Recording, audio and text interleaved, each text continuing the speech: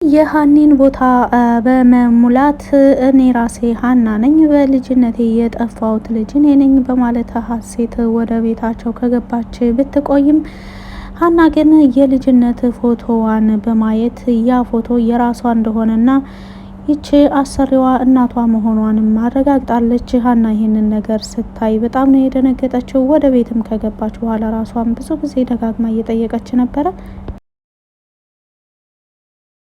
ሰላም ሰላም፣ ውድና የተከበራችሁ የዜድ ሀበሻ ቤተሰቦች ለቻናሉ አዲስ ከሆናችሁ ሰብስክራይብ በማድረግ እንደዚሁም ቪዲዮውን በላይክ መጀመር አትርሱ። ቪዲዮውን በመሀል ያስገባላችኋለሁ።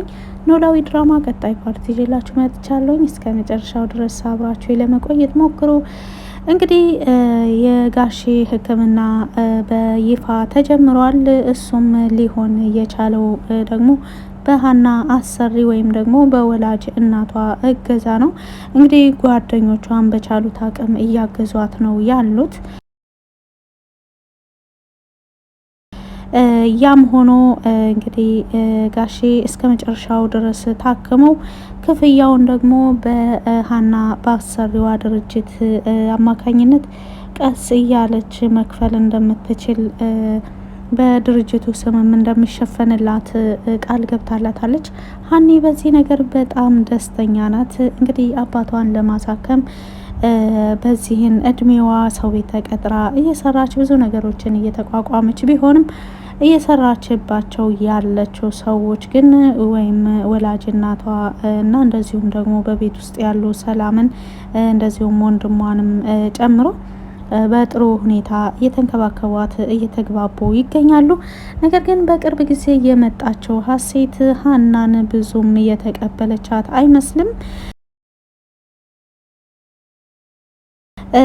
ያ ሊሆን የቻለበት ነገር ደግሞ በዋናነት ሀሴት ራሷን ደብቃ ነው ወደ እዚህ ቤት ልጅ ነኝ በማለት የገባቸው። እንደሚታወቀው ካሳለፍናቸው ፓርቶችም ላይ አይታቸው ከሆነ በብዙ ፕሮሰስ ነው እንግዲህ ወደዚህ ቤት ለመግባት የቻለችው።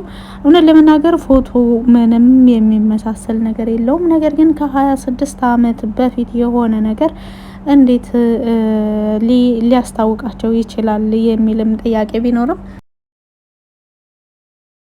ነገር ግን የእናት ልብ የእናት ሆድ ልጁን አያጠፋም ይባላል። አንዳንዴ አባባል ብቻ ሆኖ ቀርቶም እንደሆነ ባላውቅም እንግዲህ ሀሴት ሀናን በቻለችው አቅም ቦታሽን ወቂ በማለት እንግዲህ ጠበቅ አድርጋ አንዳንድ ንግግሮች እንደዚሁም እናቷም ሀንዬ ባለቻት ጊዜ ማናት ሀንዬ? እኔ ልጅሽ አይደለሁም እንዴ? እሷን እኮ እንደ ልጅሽ ነው የምታዩ በማለት ቅናት በተሞላበት መልኩ ነበረ ስትመልስላት የነበረው።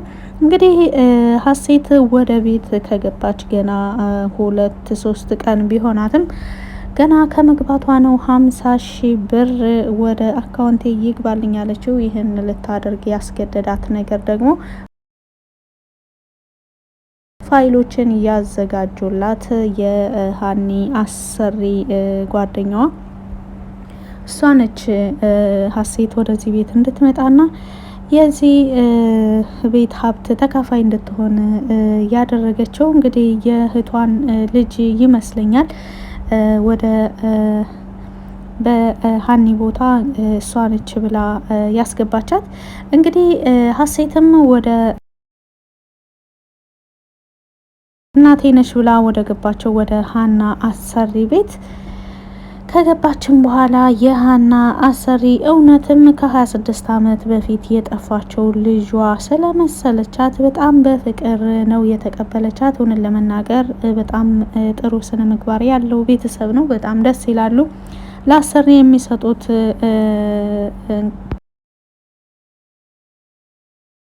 ሀና ቤተሰቦቿን ከማወቅም አልፎ የሀና አሰሪ የሀናን አባት ስታየው አዲስ አልሆነብኝም በማለት ተነጋግረው ነበረ።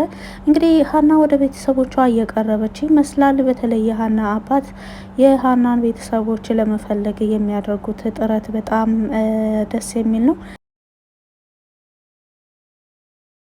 በአሁኑ ሀና በጣም ደስተኛ ናት። የአባቷ ሕክምና ተጀምሮላታል። ምንም እሷን ከእናቷ ጋር የሚያገናኛት ፋይል ቢሰረቅባቸውም ነገር ግን ውጤቱን ወይም ደግሞ የጓደኞቿ ይህንን የሀናን እናቷ የሰጠቻትን መስቀልና እንደዚሁም የልጅነት ፎቶዋን ወስደው ያገኙት ገቢ ለአባቷ ሕክምና ቢውልም ዞሮ ዞሮ እነዚህ እንደ ቤተሰብ የሚተያዩ ሰዎች ይሄ ፋይል እነሱ የወሰዱት ፋይል አስፈላጊ መሆኑን እርግጠኛ በሆኑ ጊዜ ሀና ፎቶዋን ቢያንስ እነሱ እንደወሰዱት እሷ ጋር እንደነበረ ይናገራሉ ብዬ ተስፋ አድርጋለሁ ለወደፊት። ምክንያቱም አባቷን እንደ አባታቸው ነው የሚያዩት፣ እሱም ደግሞ እንደ ልጆቹ ነው የሚያያቸው። ሲጣሉ እያስታረቀ፣ ሲያጠፉ እየመከረ ነው አብሯቸው ያለው። እንግዲህ እነሱም ይሄንን ነገር ተረድተው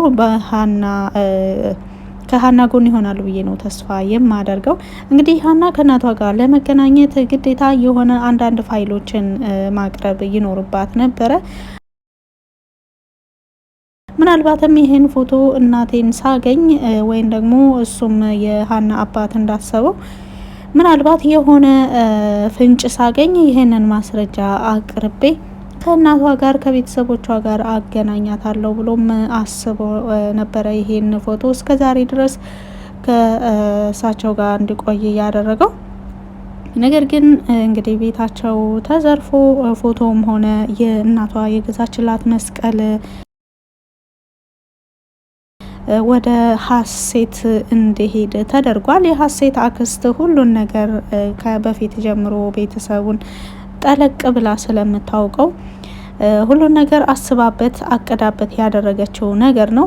ምክንያቱም ይሄንን ነገር እነ ሀና ቤት ገብቶ በቀላል ይሄን እቃ ይዞላት ሊወጣ የሚችለው ሰው ማን እንደሆነም አውቃ ነው ወደ እነዚህ ልጆች ሰው የላከችው። ሆን ብለው በሚከፈለውንም ዋጋ ትንሽ ጨመር በማድረግ ምንም ወደ ኋላ እንዳይል ነበረ የነገሩት። ልጁም እንኳን መስቀልና ፎቶውን ይቅርና እኔ የፎቶዋን ባለቤት ራሷን ሁሉ አምጣልኝ ብትለኝ አመጣልሃለሁ በዚህን ብር ብሎ ነበር ቃል የገባለት። እንግዲህ ቃል በገባላቸው መሰረት የተባለውን ፋይል ሙሉ ለሙሉ ይዞላቸው ወጥቷል። የሀና አባት ግን ከጊዜ ወደ ጊዜ ያንን ፎቶ ብዙ ጊዜ እያስታወሰ ነበረ የሚያየው። ነገር ግን እንደ አጋጣሚ ካሳለፍነው ፓርት ላይ እንዳያችሁት አልበሙን አንስቶ ፎቶውን ሲያየው የለም። የመስቀሉን መጥፋት እስካሁን ያወቀ ሰው የለም። ነገር ግን የሀና የልጅነት ፎቶዋ እንደተሰረቀ ፎቶውም ከአልበሙ ውስጥ የለም በማለት ነግሯት ነበረ ለሀኒ። ሀኒም የትኛው ፎቶ በማለት ጠይቃው ነበረ። ክቡራትና ክቡራን ተመልካቾቼ ሀኒ ወደ እናቷ የተቃረበች ትመስላለች። ወደ እናቷ የሚያቀርባት ደግሞ የያዘችው ፎቶ ብቻ ሳይሆን እውነተኛ ትክክለኛ መረጃም አይታለች። የልጅነት ፎቶዋ የራሷ መሆኑን አረጋግጣለች። እንደዚሁም ደግሞ ስማቸውን እየጠሩላት ያሉት ሰዎች አዲስ አልሆኑብኝም በማለት ወደ እነሱም እየተገናኘች ይገኛል። ምክንያቱም እነሱን በማግኘቷ ብቻ ወደ እናቷ ልትቃረብም ትችላለች። እንደዚሁም ደግሞ ማስረጃም ከነሱ ልታገኝ ትችላለች። ከሷ ጋር ያለው መስቀልም ሆነ ወረቀት ቢጠፋም እንደ ወንድሞቿ የምታያቸው ልጆችና እንደዚሁም ደግሞ ትክክለኛ እውነተኝነቷ ብቻ ከእናቷ ጋር ያገናኛታል ብለን ተስፋ እናደርጋለን። ነገር ግን ይህ በቀላል የሚሆን አይደለም። በቅርቧ ያሉ ወይም ደግሞ ለእናቷ ጓደኛ የሆነችዋ ሴት መጀመሪያ ነገሩን አስባበት ስለገባች ያንን ነገር በቀላል ማለፍ አይቻልም። ነገር ግን ምንም ቢሆን ሀኒ እናቷን ማን መሆኗን ማወቋ ብቻ በጣም ደስ ይላል።